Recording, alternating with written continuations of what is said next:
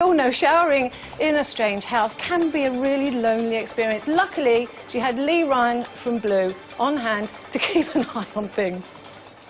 Okay. Look away. I'm not... You can't see anything. You can't. I so didn't look. I didn't look. You so did. Oh, all right, yeah, I did.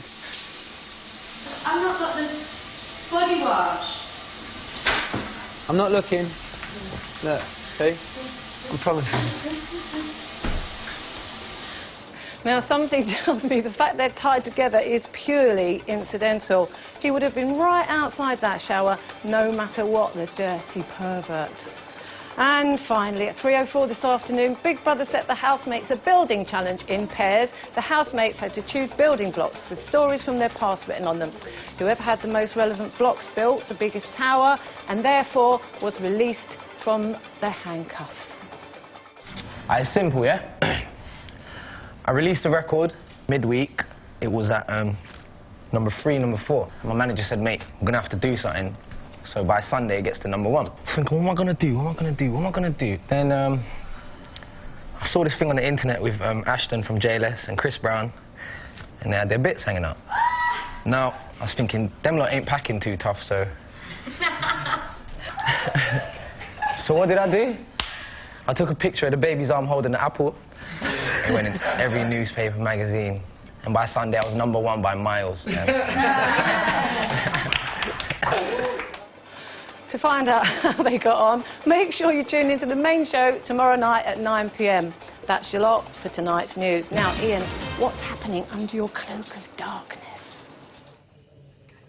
Yes, thank you very much, Carol. Now, this is the bit I always dread, because I always get busted being in the camera runs.